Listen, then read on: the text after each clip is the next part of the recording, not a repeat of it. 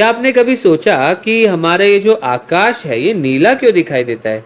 और जो सूर्य होता है वो वैसे तो सफेद रंग की प्रकाश किरणें छोड़ता है, मतलब सारे रंगों की, लेकिन फिर भी हमें ये पीला क्यों दिखाई देता है? और सूर्यास्त या सूर्योदय के समय ये हमें लाल क्यों दिखाई देता है? तो इसका संक्षिप्त उत्तर यह है कि जो हमारे वायुमंडल के अणु है, जो मॉलिक्यूल्स है, जैसे नाइट्रोजन के अणु या ऑक्सीजन गैस के अणु, तो वे लाल रंग की जो प्रकाश किरणें हैं उनकी तुलना में नीले रंग की प्रकाश किरणों को अधिक प्रकीर्णित यानी स्कैटर करते हैं।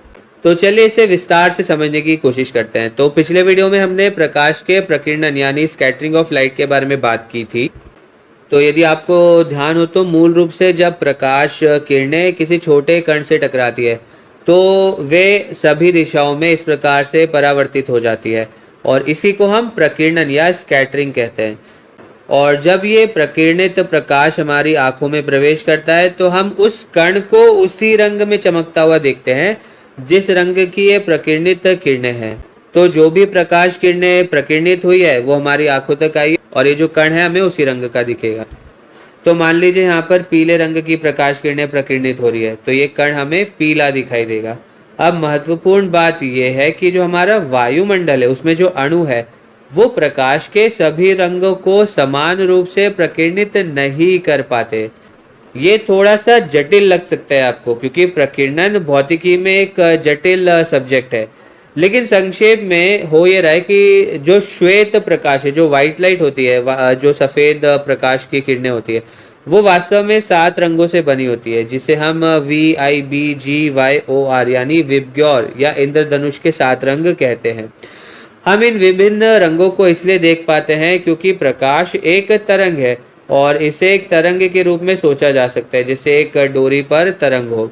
और जब आप इन तरंगों के जो तरंग दैर्ध्य जो होता है, वेवलेंथ होती है, उसके बारे में सोचेंगे तो आपको पता चलेगा कि ऐसी प्रकाश किरणें जिनका जो तरंग दैर्ध्य है वो कम होता है, जब वो हमारी आंखों से टकराती है, रेटिना से टकराती है, जो दृष्टिपटल है उस तक आती है, तो वो हमें बैंगनी या वायलेट रंग में दिखती है, हम उसे बैंगनी रंग का देखते हैं।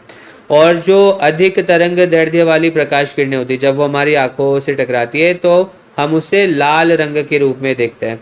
तो जैसे जैसे तरंग दैर्ध्य बढ़ता जाता है रंग बैंगनी से लाल की ओर बदलता जाता है। और जो हमारे वायुमंडल के अणु होते हैं तो उनका जो आकार है वो ये प्रकाश का जो ये तरंग दैर्ध्य है इससे छोटा होता है।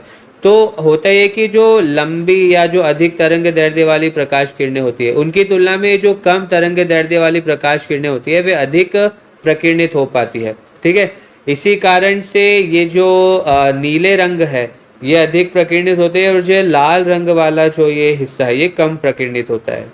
तो चलिए इसे यहाँ लिख लेते हैं, बैंगनी रंग सबसे अधिक प्रकीर्णित होगा और जो लाल रंग है वो सबसे कम प्रकीर्णित होगा। अब आप सोच रहे होंगे कि आसमान तो हमें नीला दिखाई देता है लेकिन प्रकीर्णन तो ये बैंगनी रंग का सबसे अधिक होता है, तो आकाश हमें बैंगनी क्यों नहीं दिखाई देता? तो इसका उत्तर यह है कि जो सूर्य होता है वो सभी प्रकाश किरणों को एक समान नहीं छोड़ता है। जो सूर्य है वो बैंगनी जो है या वायलेट जो रंग है उसे कम उत्पन्न करता है। तो जो प्रकाश किरणें, जो सूर्य की प्रकाश किरणें आ रही होती है उसमें बैंगनी प्रकाश या बैंगनी प्रकाश किरणें कम होती है, इसीलिए वो प्रकीर्णित होने के बाद भी हमें उतना अच्छे से आसमान में नहीं दिखता। और इसका एक और कारण भी है कि हमारी जो आंखें हैं वो बैंगनी रंग के लिए उतनी संवेदनशील नहीं होती, यानी हम बैंगनी रंग को कम देख पाते हैं। तो ये दोनों कारणों की वजह से जो आसमान है वो हमें नीला दिखाई देता है। तो जब सूर्य की प्रकाश किरणें वायुमंडल के अणुओं से टकराती है तो वो इन प्रकाश किरणों को प्रकीर्णित करते हैं और उनमें सबसे अधिक जो है कम तरंग दैर्ध्य वाली जो प्रकाश किरणें होती है वो प्रकीर्णित होती है। तो जो नीला रंग है वो सभी दिशाओं में फैल जाता है और इसलिए आकाश हमें नीला दिखाई देता है।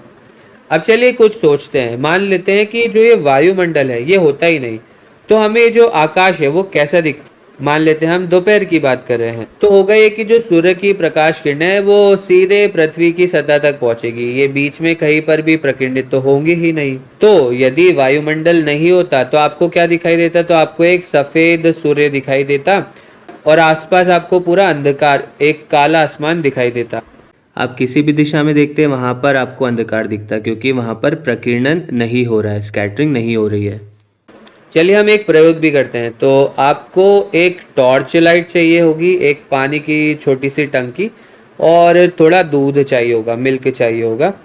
तो जब हम इस पानी में दूध को मिलाएंगे तो दूध के जो कण है वो हमारे वायुमंडल का प्रतिनिधित्व करेंगे। तो मान लीजिए पहली स्थिति में आप इस टॉर्च को डायरेक्टली देख रहे हैं, यहाँ पर अभी आपने दूध जो है उसे नहीं रखा है। तो आपको क्या दिख रहा है, आपको ये जो टॉर्च है इससे आती हुई सफ़ेद प्रकाश किरणें दिख रही है और आसपास आपको अंधकार दिख रहा है। ठीक वैसा ही जैसे हमें यहाँ पर बिना वायुमंडल के दिखाई देगा।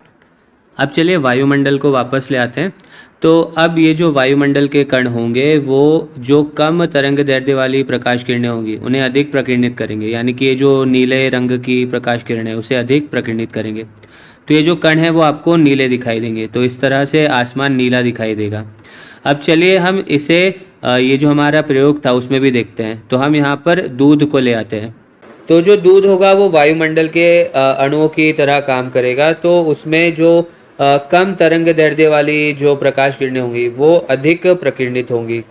तो यहाँ पर देखिए आप, हमने यहाँ पर इस टैंक में पानी भरा है और उसमें कुछ दूध को घोल दिया है। तो जब इसमें से प्रकाश किरणें आर पार जा रही है तो जो नीला रंग है वो अत्यधिक प्रकीर्णित हो रहा है और इसीलिए ये जो टैंक है आपको ये थोड़ा नीला दिखाई दे रहा होगा। कितना अमेजिंग है ये। और आप यहाँ पर एक और चीज़ देख सकते हैं। तो ये जो आसपास का जो वातावरण है वो तो नीला हो गया, लेकिन साथ में ये जो सूर्य है, सूर्य में भी आप देखिए जो पहले सफ़ेद आपको रोशनी दिख रही थी वो अब थोड़ी सी पीली दिख रही है। तो चलिए इधर आते हैं। तो यहाँ पर देखिए जब ये प्रकाश किरणें वायुमंडल के ऊपर है तो ये सफ़ेद आपको दिखाई दे रही है, लेकिन जब ये प्रकाश किरणें वायुमंडल में आती है, जब इनके कणों से अणुओं से टकराती है तो जो नीला रंग है या जो ये वायलेट बैंगनी ये सब रंग है ये प्रकीर्णित हो जाएंगे। तो एक तरह से ये जो नीले रंग है ये फिल्टर हो जाएंगे। तो जो ये प्रकाश किरणें नीचे तक पहुंच रही है उसमें जो नीले रंग है वो कम है।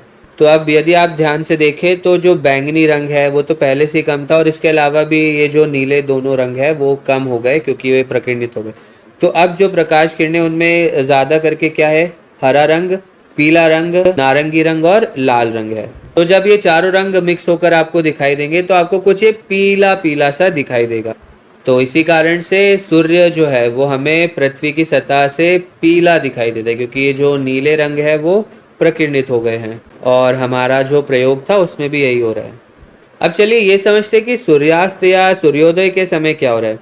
एकमात्र अंतर अब जो है वो ये है कि जो सूर्य है वो क्षितिज के पास आ गया है, ये नीचे यहाँ पर कहीं पर आ गया है।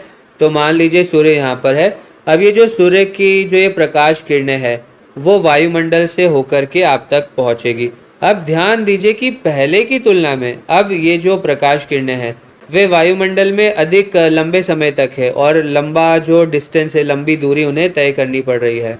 तो इस कारण से अब न केवल जो नीले रंग की किरणें हैं वो प्रकीर्णित हो गई है, बल्कि जो हरे रंग की प्रकाश किरणें हैं या जो पीला रंग है उसके प्रकाश किरणें भी कुछ हद तक प्रकीर्णित हो गई है, जिस कारण से जो प्रकाश किरणें आप तक पहुंच पा रही है उसमें ज़्यादातर नारंगी और लाल रंग की प्रकाश किरणें हैं।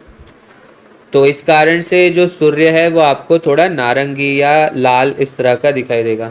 और हम अपने प्रयोग में भी इसे देख सकते। तो यदि हम अपना ये जो प्रयोग था तो इस टंकी को यहाँ ऊपर से देखें, तो यदि आप यहाँ पर देखें तो जो प्रकाश किरणें हैं वो अभी इस टैंक में छोटा जो पथ है उसी से आगे बढ़ रही है।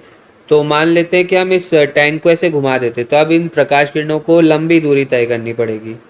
तो अब देखिए जब हम अब इसे देखेंगे तो ये जो रोशनी है, जो प्रकाश किरणें हैं, अब ये हमें थोड़ी नारंगी या लाल दिखाई दे रही है। और एक और बात पर ध्यान दीजिए कि जो प्रकाश किरणें आप तक आ रही है वो अब काफ़ी डल हो चुकी है, बहुत ही मंद हो गई है। ऐसा इसलिए क्योंकि अधिकांश प्रकाश किरणें दूर प्रकीर्णित हो गई है। तो सूर्योदय या सूर्यास्त इतना सुंदर इसीलिए भी लगता है क्योंकि हम अपनी आंखों को अधिक नुकसान पहुंचाए बिना सूर्य को सीधे देख सकते हैं। संक्षेप में हम नीले आकाश और लाल सूर्यास्त इसलिए देखते हैं क्योंकि जब प्रकाश या श्वेत प्रकाश किरणें वायुमंडल में आती है तो वायुमंडल के कणों से टकराने के कारण जो नीला रंग है या नीली प्रकाश किरणें हैं वे अधिक प्रकीर्णित होती है। अब एक और बात, ये जो बादल होते हैं, जो क्लाउड्स होते हैं, वे सफ़ेद रंग के क्यों होते हैं? तो इसका उत्तर यह है कि जो प्रकीर्णन है वो तभी अच्छे से हो पाता है जब जो कण होता है उसका आकार प्रकाश की तरंग दैर्ध्य से कम होता है या उसके आसपास होता है। तो जो बड़े कण होते हैं वो प्रकीर्णन नहीं कर पाते। तो जो वायुमंडल के अणु होते हैं, जैसे नाइट्रोजन या ऑक्सीजन के अणु, या फिर जो दूध में जो कण होते हैं, उनका आकार जो होता है वो प्रकाश की तरंग दैर्ध्य से कम होता है। लेकिन जो पानी के अणु होते हैं उनका आकार अधिक होता है। तो इस कारण से जब सफ़ेद प्रकाश किरणें बादलों से टकराती है तो उसमें जो पानी के कण होते हैं वो सभी को समान रूप से प्रकीर्णित या स्कैटर कर देते हैं। परिणाम स्वरूप वो हमें सफ़ेद या श्वेत ही दिखाई देता है। और कोहरा या धुंध भी आप इसी श्रेणी में रख सकते हैं। तो ये सभी आपको सफ़ेद दिखाई देते हैं। तो चलिए मिलते हैं अब अगले वीडियो में।